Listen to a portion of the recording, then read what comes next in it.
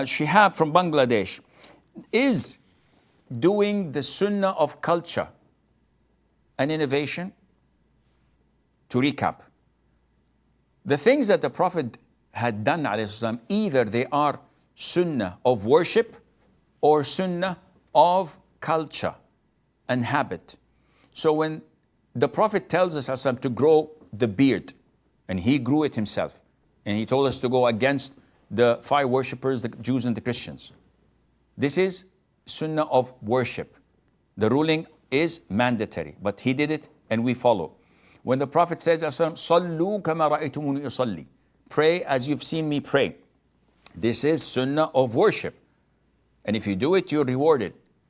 There are other aspects of sunnah which is called sunnatul adah, of habit, of culture, that the Prophet used to do that does not relate to Islam. The way he sits to eat, the way he wears his clothes or his hair, what he rides on.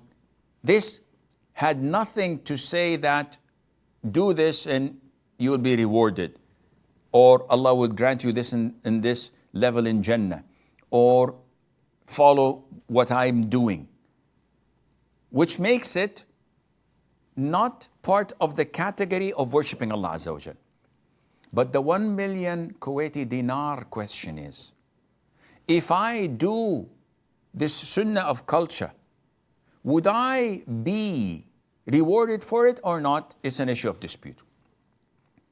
Some scholars say that Allah says in the Quran, in the Prophet ﷺ, there is a role model to follow.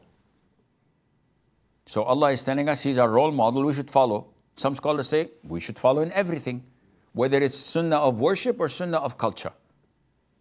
Others say, no, this is only to be followed in what is type of worship, which is rewarded by Allah. How he wore his hair has nothing to do with worshipping Allah Azza wa Jal. Not sitting on a chair and eating food doesn't mean I'm sinful, and if I sit on the ground and eat on the floor, I will be rewarded more because this is what the Prophet did, alayhi salatu wasalam. These are sunnahs of culture. So some scholars say, yes, you won't be rewarded for it. Would it be bid'ah? The answer is no. Because scholars said that doing it would be rewarding.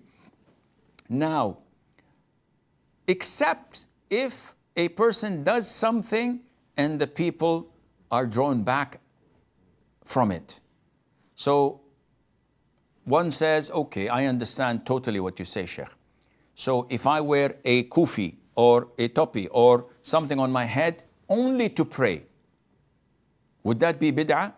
The answer is yes, because you're doing it only for prayer.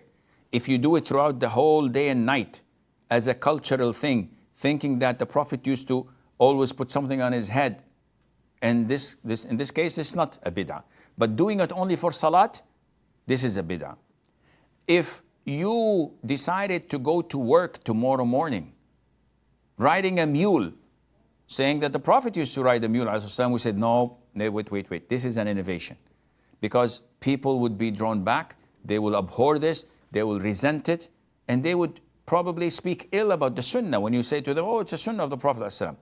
So definitely these things must be avoided, and Allah knows best.